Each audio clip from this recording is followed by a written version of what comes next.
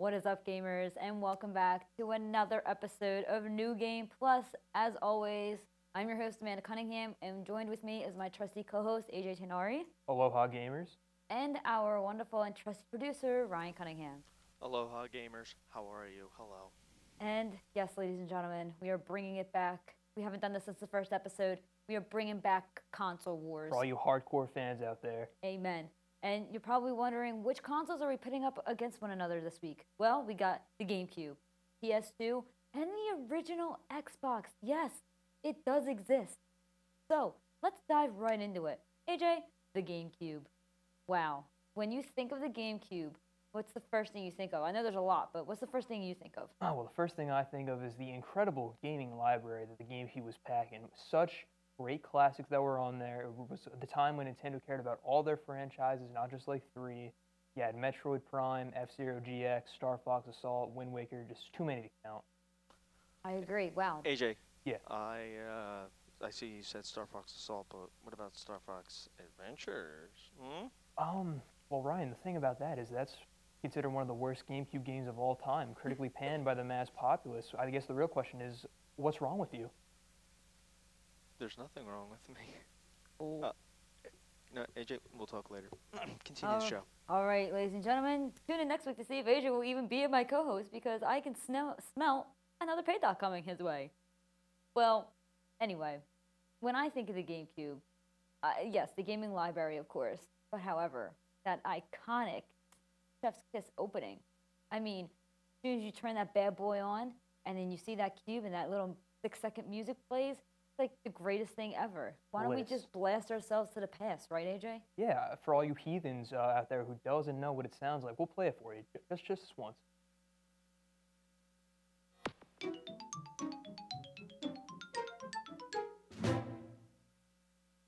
And I couldn't help but dancing while listening to that because it's just so good. AJ, what are you doing? What are you rummaging over there? What? Oh, is that This is in fact a GameCube. breaking right here. news? We actually have a GameCube live on set and in the metal. In the flesh. I said metal because I didn't think. I didn't get that bit. I'll give you that one. AJ, just explain it for those who don't know. Okay, yeah, so here's the GameCube. Lives up to his name. It is indeed a cube. This was Nintendo's console in the mid-2000s, or the early 2000s, my bad. It was commercially a failure just because of the way it was designed, the name, and just kind of the time that it came out. People were kind of done with Nintendo, done with the kiddie games. They wanted the hardcore, edgy stuff. But now it's kind of become a bit of a cult classic, with people revisiting the console just because of its immaculate gaming library, including some that I have here today as well. Oh, wow. The audience, look at this, man. He is set. He's prepared. He is a GameCube aficionado. I am indeed. So we got some beautiful classics. We got Metroid Prime, Super Smash Bros. Melee, and Mario Kart Double Dash. Honestly, three classics that underappreciated. That's all I'm saying. Yeah, honestly, I'm still waiting for Nintendo to remaster Double Dash because it's just. I'm sorry, Mario Kart 8. You've had your time. Bring back Mario Kart Double Dash. Am I right, fellas? Sure. Yeah, Well, I agree, 100%. Absolutely. And again, the GameCube is iconic in its design, definitely unique. And the discs themselves are rather puny, as you can As see. you can see here, this was another reason why the console failed because the discs were so small. I mean, I can barely see it right here. But yeah, very unique console. But it's considered one of the best, especially in its controller design. Oh my gosh! After the N64 controller, I don't know what that disaster. hot mess was. No one's got 3 hands to work it. That thing in the middle, I don't understand it. I know, but the GameCube controller, on the other hand, considered one of the best controllers of all time. And he's got that on site, ladies and gentlemen. I am Look a at this man. professional, as stated He previously. yes, is a professional. Well, we've got the rundown of what the console and the controller looks like, but let's just talk about these classic games: Mario Kart Double Dash, Star Fox Adventures, Star Fox Assault, Super Mario Sunshine, Pokemon Channel is my personal favorite. Have way too many hours in that game, if hours were counted back then. And then you got Super Smash Melee, Legend Luigi's of Zelda, Mansion. Twilight Princess, and Wind Waker, Paper Mario, Pokemon Coliseum, the original Animal Crossing, right? Nice. Mario Party 4 through 7, Kirby's Air Ride, which is another one I spent so many hours playing. I actually still play it, right, AJ? Yeah, you I play it? believe you're going pro, right, Amanda? Yes, I am going pro. I did discuss prior to this episode that I was indeed thinking about going pro in Kirby's Air Ride. Wish you the best of luck, and I can't wait to see you at Evo this year. Thank you. Let me tell you, I am a professional, and I will show it with Kirby's Air Ride. But AJ, what's your favorite GameCube game? Oh, favorite is kind of tough. I mean, Lego Star Wars was my first video game of all time. It's so a that very has good one. special place in my heart. Really like Star Fox Assault. Probably gonna go Metroid Prime. Oh, Metroid. I knew you would say that. Yeah, You big, are a big Metroid guy. guy over here. Yeah. And for those of you who don't know, and if you tuned into last week's episode, I did mention how Sonic Adventure 1 and 2 are probably one of my favorite Sonic games, and they were part of the GameCube. However, Ryan and I did not have those games for the GameCube. We actually had them for the Sega Dreamcast. What a throwback. I don't even think many people know what it is, if I'm being honest. But yeah. Yeah, that's a fair assumption. Yeah, very fair. But yeah, GameCube, chef's kiss. Right, AJ? Indeed. Indeed. Well, you know what? Let's give the people what they want a little bit more. Console wars. Yeah. PlayStation 2. Mhm. Wow, another console with just resounding success and such a huge gaming library with so many franchises that were so popular even to this day. Yeah. And again, AJ, another iconic opening. It was. Again, for all you heathens out there that don't know, we'll play it for you just this once. Just this one.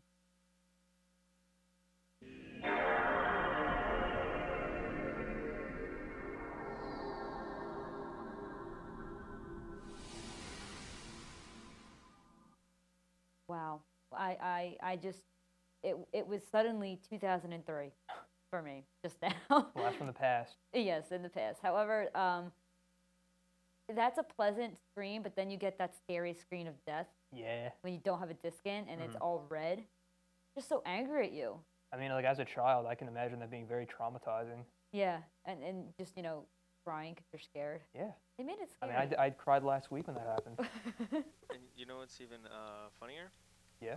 That red screen of death happened when you did have a game in it as well. So that was really scary Mhm. because your game wasn't working, and if your game just doesn't work, then what are you gonna do? You're gonna play some, Jack and Daxter. Go but it doesn't outside? I work. mean, who would do that? Yeah, who would do that in that time period? Yeah, Losers? seriously. Us gamers don't do that. We I didn't know know. what the sun was. But yeah, no, as Ryan said, that Ring of Death is really sad for anybody who plays games. You just take it out and you see it, and that's how you know it's destroyed. Mhm. No more. It's just if you have a memory card, then you're fine. But it's just the fact of you don't have a memory card and you have that Ring of Death on there, and Oh, you're out of there, man. There's nothing you can do but just say goodbye. yeah, it's sad. But Well, let's get happy. yeah, let's here. get happy, AJ. Yeah. So the gaming library for the PS2 had, again, one of the most iconic gaming libraries, really expanded upon the Sony franchises. We got games like the Sly Cooper series, the original God of War and 1 and 2, Jack and Daxter, GTA 3, and San Andreas, which revitalized the franchise. Amanda, what else? Oh, we also have Persona 3 and 4, Kingdom Hearts 1 and 2, Devil May Cry, SSX Tricky, and for those of you who may not know, the first and second Yakuza also came out on the PlayStation 2. So, again, there's so many franchises even to this day that are still being made, that are still relevant in the gaming community. And actually, isn't there a Ratchet and Clank game coming out for the PS5? There is. Yeah. It's awesome to see this classic franchise still trucking to this day. Hey guys, Yeah. I can't help but notice on the notes back here you may have glossed over Dark Cloud on PS2. Something wrong with that? I mean, I have never heard of that game before in my life, Ryan. Okay, wait a minute. Pause. For all of you watching, yes, Ryan and I had Dark Cloud, and, Ryan and I and our other brother played it a lot. We never beat the game. I honestly don't even think we made it far into the second area, and I can't even tell you. I have no idea what that game's about. And you know what? 2 months ago, they went back, they revisited it, because it's on PS4, Mhm. and I still have no idea what's going on. And let me tell you, they still didn't get past the second area. So that's Dark Cloud in a nutshell. Nice. Sorry, Rye. I know you like it, but maybe it's okay. It's okay. Don't cry. All right. Well, again, another iconic gaming console. Mhm. But AJ, you know what's coming. I think we are forgetting one titan among men, that being the original Xbox, released all the way back in 2001. Oh God, what again? As you said, a Titan. I Yeah. mean, the iconicness of this console. I know everyone knows this console exists. With that controller, immaculate design, and who could forget such classic games as Halo 1, 2, And that's it. and that's it. That's all we got for that. So, Yeah. What a What a time for video games. That was a great era. that honestly that really was. Mhm. Minus the Xbox, it definitely was. AJ, if you had to choose a winner against the console war, who would it be? Well, my personal winner has to be the GameCube, but as history states, the PlayStation 2 demolished the competition. Absolutely. I'd have to agree with GameCube, but it's PlayStation's a very close second. Mhm. But yeah, GameCube for sure. All right, AJ, you know what time it is. Let's get the people what they want. All right, fellas, let's hop right into news. So, first off, the Dragon Quest 35th anniversary live stream. On May 26th, Square Enix will host a Dragon Quest live stream to celebrate its 35th anniversary. Now, this live stream is said to be a celebration of all things Dragon Quest in order to commemorate its 35 years of gaming history. Now, on top of all the tributes and compilations and merch, there will also be announcements for future Dragon Quest related projects, possibly including the announcement for the next mainline Dragon Quest game.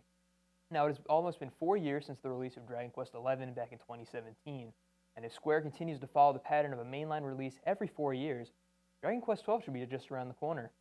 Now, I'm not a huge Dragon Quest fan. I'm happy for all those fantasy losers to celebrate this beloved franchise. Oh man, that's a name for them. I mean, that's okay. But you know what? I've never played Dragon Quest. Neither have I. I did not even know there was 11 of them. I must have thought for some reason it was a one and done thing, or you know what I mean? No, Amanda. There are so many Dragon Quest games, so many spin-offs. Just the 11, soon to be 12 mainline series. It's a big franchise. Absolutely. But yeah, next up, Sega is reportedly planning to revive their old franchises. Now, back in their prime, Sega was known for having many colorful and unique franchises that made up their gaming library. But recently, they've only been focusing on Sonic, Persona, and Yakuza, franchises that people really care about right now. But that has the possibility to change. After publicly releasing their financial records of 2020 through 2021, a PowerPoint slide called The Utilization of IP Assets revealed that Sega may be considering remaking or even remastering some of their old franchises. So classic game series like Jet Set Radio, Knights, Panzer Dragoon, House of the Dead, and Virtua Fighter, they have a chance to come back. Now, unlike a certain company we know, Sega knows their fan base and is considering capitalizing on their nostalgia to bring these old franchises back in a new light. Now, while this is certainly exciting news, I just hope that Space Channel 5's version of Michael Jackson never makes a comeback.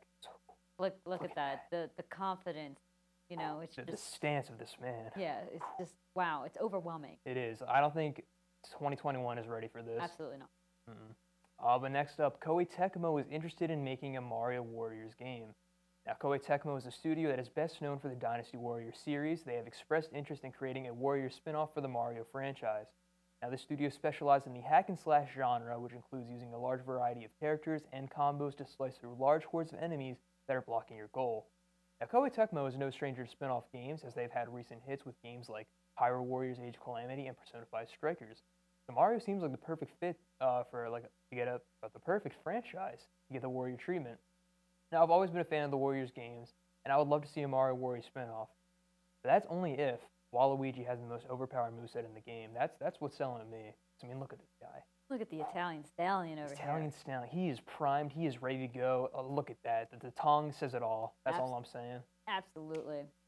Well, Twitch users, if you've been hesitant on subscribing to your favorite channel due to the pricing, now may be your chance to finally gain access to your favorite channel emotes.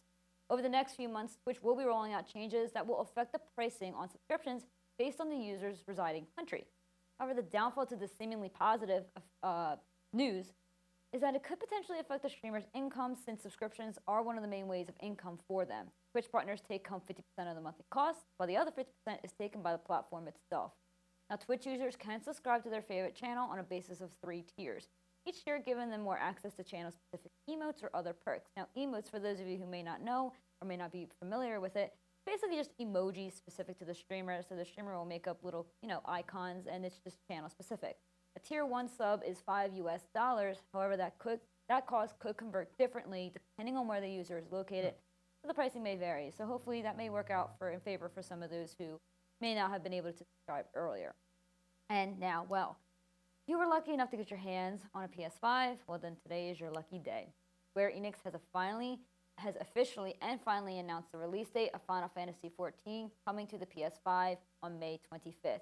Now, there are a lot of things that are coming with this, such as haptic feedback support, more trophies, faster loading times, 4K resolution support, and much more. And even better, those of you with a PS4 version of Final Fantasy XIV will be able to upgrade to the PS5 version for free. Yes, so you won't have to worry about getting your hands on a very hard to get PS5 if you already have it on your PS4. And finally, while Nintendo keeps breaking AJ's heart, it keeps others going with the constant Pokemon content. Another Pokemon Present is reportedly coming next month, and fans are scrambling to figure out what may come from this brand new event. However, the no-brainer thought would be that the Direct will announce the release dates for Pokemon Unite and the highly anticipated Pokemon Brilliant Diamond and Pokemon Shining Pearl, although no one knows for sure yet, so we're going to have to keep on our toes to wait and see what comes about it. Now, AJ and Ryan, what do you think this is going to be about? And will I finally get my long-awaited Pokemon Channel remaster? Because fingers crossed. Well, Amanda, I hate to break it to you, but I don't really think Pokemon Channel is in Nintendo's pipeline anytime soon. Well, I'll say this. The banner kind of looks like Pokemon Channel. I don't know. I could be remembering it wrong, but it kind of looks like it, right? Listen, when they had their present for Pokemon Sword and Shield's DLCs, I saw the little channel, and I really thought it was going to be Pokemon Channel, and then my heart got broken. But then, when they also had their present for the new Pokemon Snap, I thought it was going to be a Pokemon Channel again. Then my heart got broken. So here's for round 3. Here's for round 3. Yeah. Third time's a charm. Well, AJ, that's it. It's that time. It's that time. Fellas, as you know, me and Amanda have to go be losers in our basement and play more video games. It was nice chatting while it lasted. And we had a fun time today. Well, yeah, I'm AJ. That was Amanda. That was Ryan. Thank you for tuning into this week's episode of New Game Plus, and we'll catch you next week.